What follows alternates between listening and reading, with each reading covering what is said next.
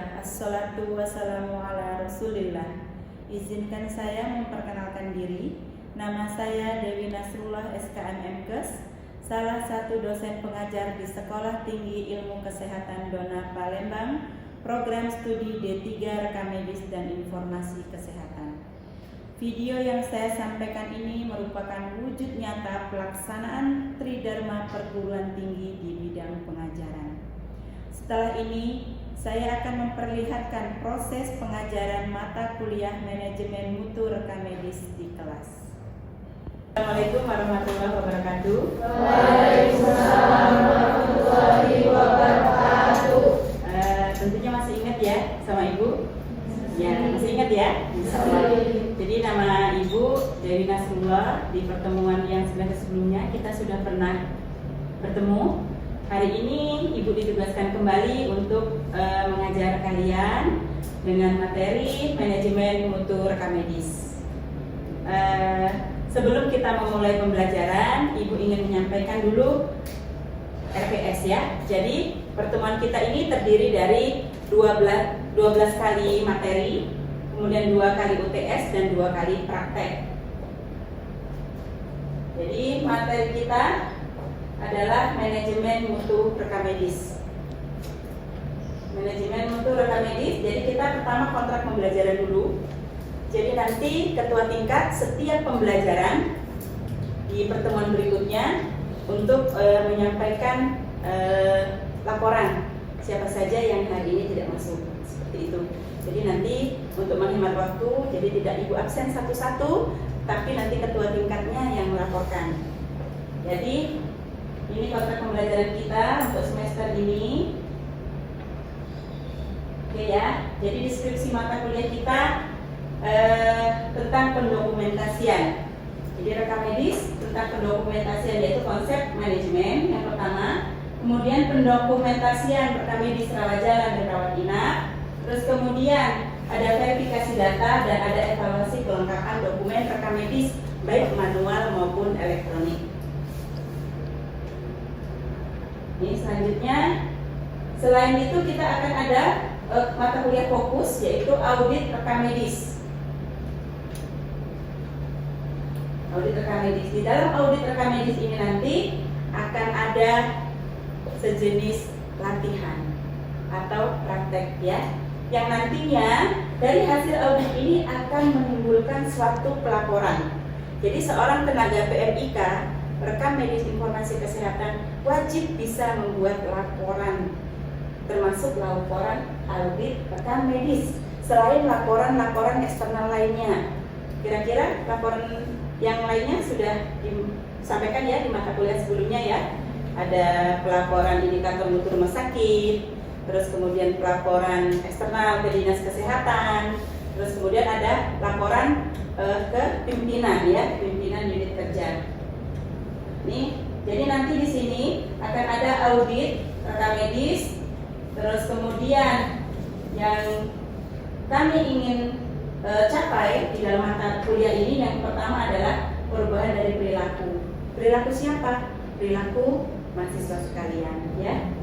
Jadi perilakunya yang pertama, kalian seorang PMIK wajib menunjukkan sikap bertanggung jawab atas pekerjaannya.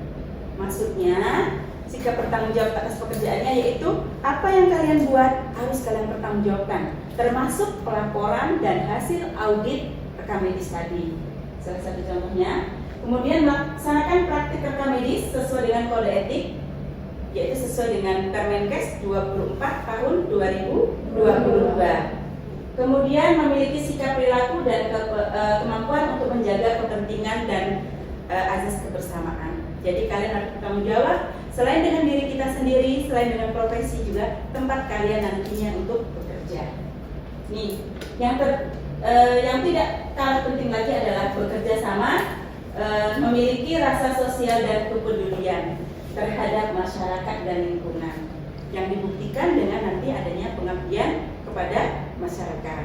Contohnya ikut bapak ibu dosennya. Ini yang keterampilannya. Selain keterampilan dalam pelaporan, ada yang namanya klasifikasi klinis dan kodesifikasi sesuai dengan MK yang telah disampaikan oleh dosen-dosen sebelumnya. Kemudian verifikasi data, pencatatan dan pelaporan baik manual maupun elektronik. Terus kemudian dilanjutkan dengan pengembangan diri, kemajuan ilmu pengetahuan dan teknologi. Oke, kita lanjut. Nah, ini yang pengetahuan ya. Jadi namanya pengetahuan adalah penguasaan dari seluruh rangkaian mata kuliah di setiap pertemuannya. Jadi di sini diharapkan bahwa adik-adik sekalian memiliki pengetahuan yang terstruktur tentang mutu pelayanan rekam medis dari segi manajemen itu sendiri, dari segi mutu dan juga pelayanan rekam medis. Oke, kita lanjut. Ya, jadi di evaluasi pembelajaran kita absensi 10%, kemudian tugas mandiri 10%, ini tugas kelompok ya 10%, UTS 20% dan UAS 30%. Jadi untuk tugas nanti pelaporan itu namanya tugas mandiri. Ini bahan kajiannya. Jadi Undang-Undang Nomor 44 Tahun 2009 tentang rumah sakit, kemudian 29 2004. Terus kemudian ini ada yang saya bold warna merah itu tentang Permenkes Nomor 24 Tahun 2022 tentang pelayanan rekam medis. Terus kemudian 43 Tahun 2019 tentang pelayanan puskesmas. Seperti kita ketahui bahwa rekam medis itu harus diterapkan di seluruh fasilitas pelayanan kesehatan. Sampai di sini bisa dipahami kita kontrak belajarnya ya? Disepakati? Oke, kalau disepakati kita lanjut ke pertemuan pertama. Kita membahas tentang manajemen mutu pelayanan rekam medis yang saat ini masih merupakan suatu hal yang sangat penting. Kenapa? Karena pasien-pasien ekspektasinya satu pasien dengan pasien yang lain sangat berbeda. Jadi mutu menurut Mas siapa? Mas Nova, mutu pelayanan rumah sakit menurut Mas Nova mungkin berbeda dengan Mbak Jihan. Mungkin Mas Nova maunya susternya yang cantik-cantik, yang ramah, yang negur. Tapi menurut Mbak Jihan mungkin cukup disenyum saja cukup ya. Jadi kalau kita berbicara mutu, kualitas, ini banyak hal yang harus diperhitungkan, termasuk standar operasional prosedur.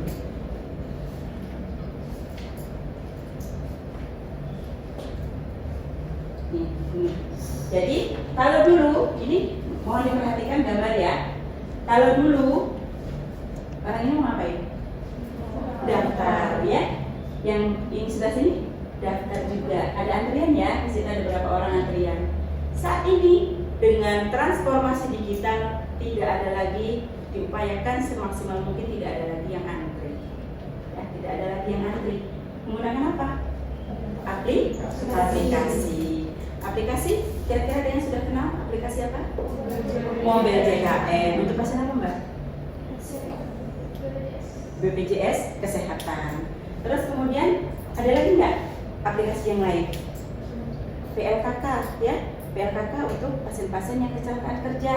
Terus kemudian ada asuransi juga sekarang sudah menggunakan digital semua, tidak ada lagi yang proses antri.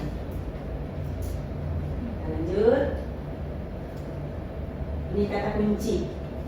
Jadi kata kuncinya hanya ada 3. Manajemen, mutu pelayanan, dan rekam medis itu sendiri. Manajemen apa sih yang dikatakan manajemen?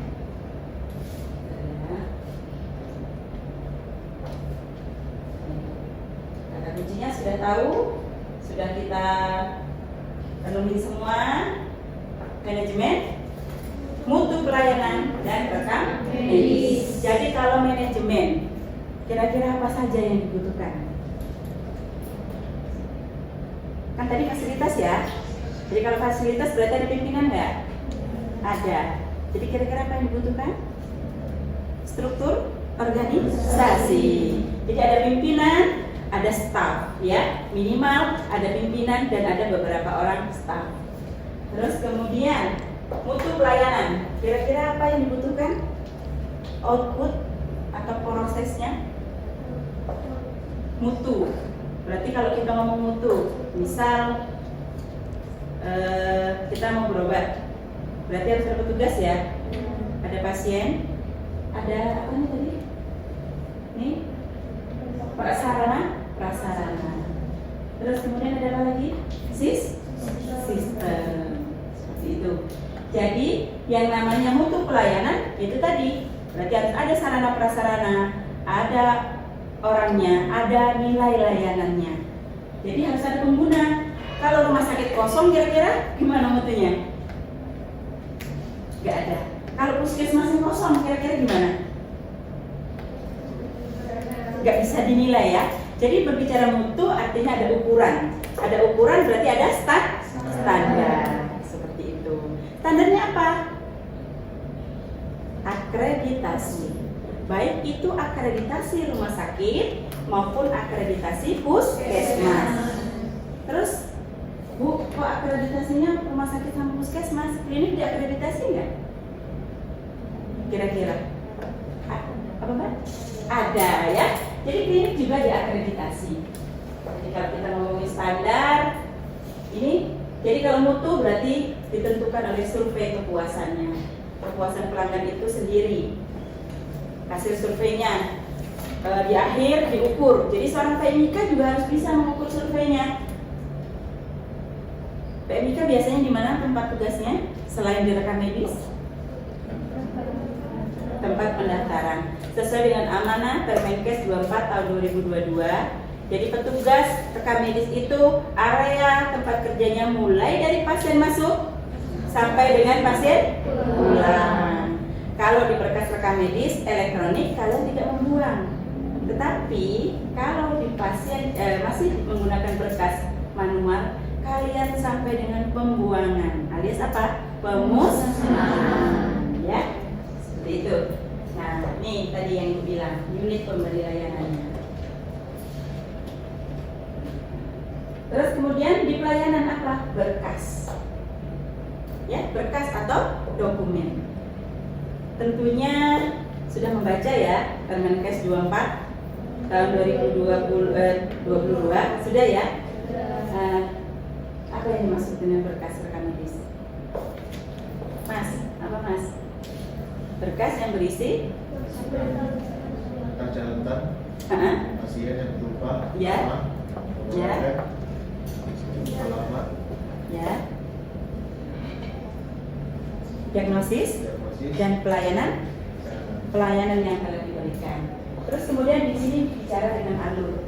Kalian seorang PMIK juga harus bisa membuat alur ya.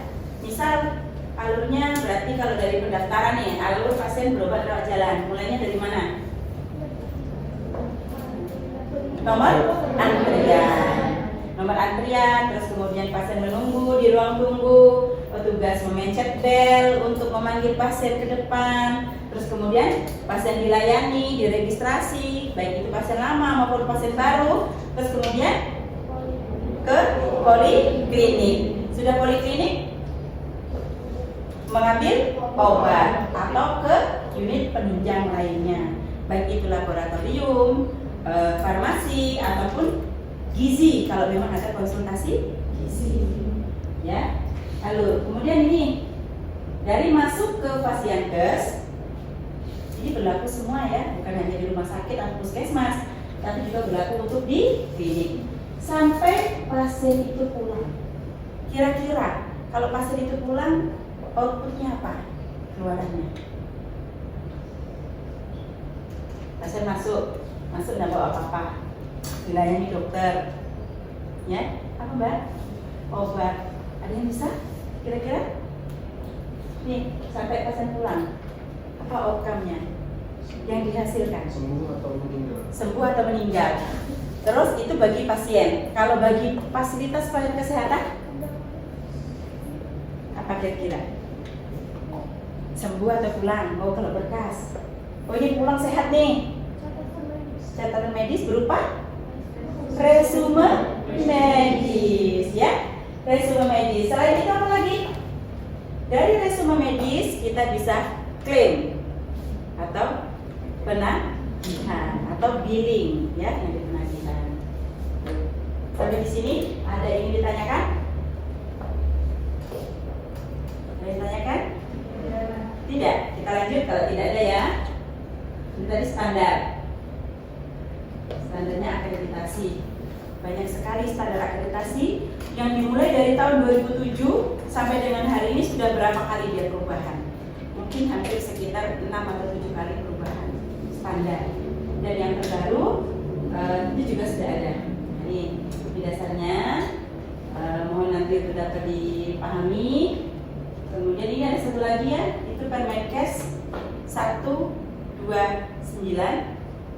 tentang pelayanan standar minimum. Ya, tentang standar minimum. Nanti di sini juga akan kita bahas tentang indikator standar pelayanan minimum. Pertemuan selanjutnya. Ini penerapannya. Ya. Jadi penerapan penyelenggaraan rekam medis itu sendiri seperti yang tadi sudah kita diskusikan, tempat praktik mandiri, tempat praktik dokter gigi, dokter umum, dokter spesialis, ya itu mandiri. Perawat boleh nggak praktik? Boleh nggak praktik? Boleh, ya. Perawat yang sudah memiliki subspesialisasi, contohnya perawat home care, boleh. Perawat wound care, boleh, ya. Jadi kalau dokter yang memiliki 3 SIP, boleh di tempat 3 rumah sakit. Tapi kalau untuk perawat itu hanya maksimal 2. PMIK maksimal juga 2 tempat praktek ya, itu sesuai dengan aturan. Terus kemudian ini puskesmas, klinik, rumah sakit, terus kemudian ini apotik, laboratorium ya, fasilitas pelayanan kesehatan lain. Terus optik boleh nggak diakreditasi? Boleh. Dinilai pelayanannya? Boleh. Dinilai mutunya? Boleh ya. Contohnya apa? Kacamata. Sudah pernah ada yang ngeklaim kacamata menggunakan asuransi? Sudah. Bu, bisa ceritakan Mbak? Dari mana alurnya? Dari rumah sakit dulu, kita harus dulu ke rumah sakit yang pertama, habis itu dikasih rujukan ke rumah sakit yang sudah ditentukan. Ya. Setelah itu diperiksa dulu matanya. Ya. Setelah itu nanti dapat rujukan dari rumah sakit untuk ke apotek, ke optiknya. Ke optiknya. Ya, betul. Betul sekali ya. Betul sekali. Sekarang mungkin sudah eranya digital semua, sudah era keterbukaan ya, sudah transformasi. Kira-kira boleh nggak iur biaya kacamata tadi Mbak? Iur biaya. Kan ada jatahnya nih kacamata, ya, jatahnya kacamata. Misal kelas 1 300.000. Nah, Mbaknya mau pakai yang sunglass. Kira-kira boleh nggak? Nggak boleh. Nggak boleh. Kenapa nggak boleh? Soalnya udah sesuai sama ini BPJS. Ketentuannya, ya, betul sekali. Jadi kalau sampai ada yang iur biaya, itu masuk ke dalam indikator mutu kepatuhan Vaskes terhadap kerja sama. Jadi ujung-ujungnya apa? Mutu lagi, ya. Siapa lagi yang kena? Siapa yang dikomplain duluan? Ya tentunya di instalasi, administrasi, dan rekam medis. Karena pendaftaran tadi dari awal sudah dijelaskan, mulai dari pasien masuk sampai dengan pasien keluar. Jadi yang dipanggil pasti kepala rekam medis, karena administrasi biasanya ada di luar rekam medis seperti itu. Kemudian pasien, ya pelayanannya tergantung. Kalau dia di pendaftaran yang iur biaya tadi berarti ada di posisi rekam medis. Oke. Ya, jadi manajemen mutu itu adalah proses pengelolaan organisasi yang difokuskan pada kualitas produk atau layanan yang diberikan dengan memprioritaskan kepuasan konsumen. Itu secara umum. Tapi kalau di rumah sakit atau pasienkes berarti pasien atau keluarganya. Jadi kadang yang real itu bukan hanya pasien. RW itu biasanya adalah keluarganya.